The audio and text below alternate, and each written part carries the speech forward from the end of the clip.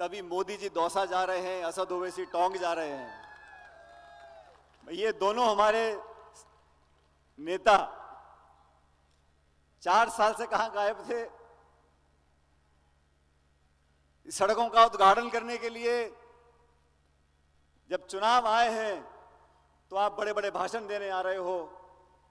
चुनाव आए हैं तो आप मजहब की बात करते हो, धर्म की बात करते हो, लेकिन चुनाव से पहले भी आप नहीं थे। और मैं आपको वादा कर रहा हूं, जिस दिन राजस्थान के चुनाव खत्म हो जाएंगे ये लोग फिर यहां से गायब हो जाएंगे।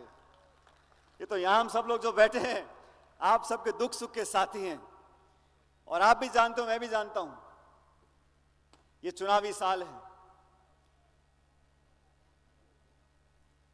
हम लोगों ने बहुत मेहनत कर कर आप सबके आशीर्वाद के साथ राजस्थान में सरकार बनाई थी,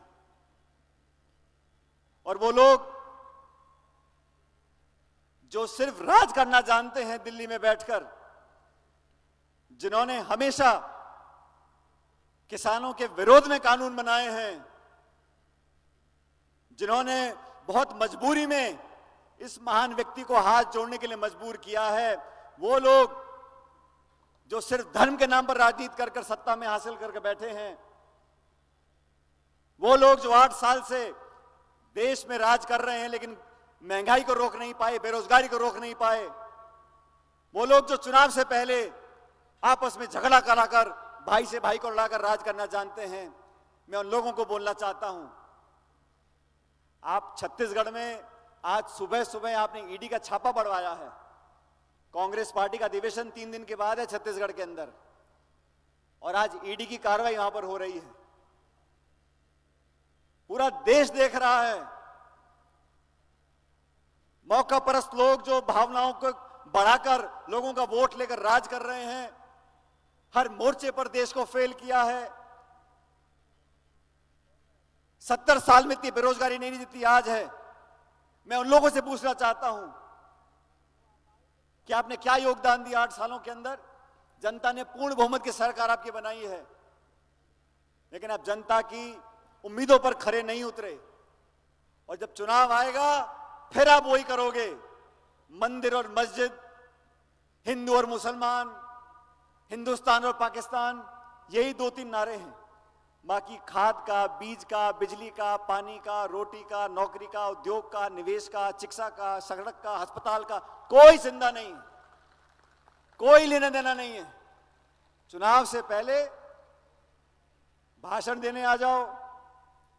और मैं तो आदरणीय प्रधानमंत्री से पूछना चाहता हूं कि 4 साल से आपने मुड़कर नहीं देखा।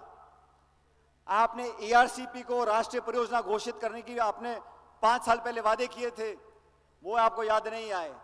हां, आपको दिल्ली से मुंबई सड़क जा रही है, दिल्ली से मुंबई सड़क जा रही है, और उनको कौन सा जिला मिला उद्घाटन करने के लिए?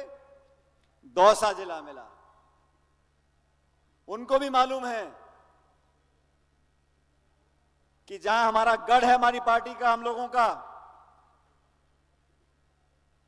वहीं जाके दस्तक देनी है। आप कितनी मीटिंग कर लो, कितने फीते काट लो, कितनी घोषणाएं कर लो, लेकिन जनता और मतदाता अपने और पराये का फर्क करना जानता है। उसको मालूम है कौन हमारे लिए जीने मरने को तैयार है और कौन वोट लेने के लिए यहां पर आए हैं। इसलिए साथियों, मैं खासकर नौजवान साथियों को बोलना चाहता हूं, आने वाला जमाना आपका है, ये प्रदेश और देश आपका है, आपके कंधे पर बहुत बड़ी जिम्मेदारियां हैं। हम लोग अगर संगठित रहेंगे, मजबूती से काम करेंगे। पिछले दिनों में मैंने प्रदेश में कई जगहों जाकर किसान सम्मेलन किए, और हमने केंद्र सरकार को आह्वान किया कि आपने खरीद पर कानून अभी तक नहीं बनाया, 3 काले कानून वापस ले लिए, लेकिन एमएसपी पर कानून नहीं बनाया। हम केंद्र सरकार को मजबूर करेंगे कि एमएसपी पर कानून बनाए, ताकि किसान की खरीद एक गारंटी बने और कानून में प्रावधान डाला जाए।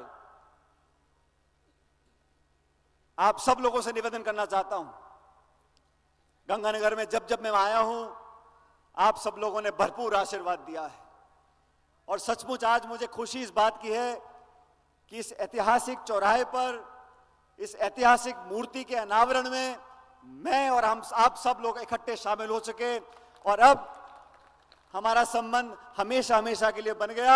आने वाली पीढ़ियां इस मूर्ति से प्रेरणा लेंगी।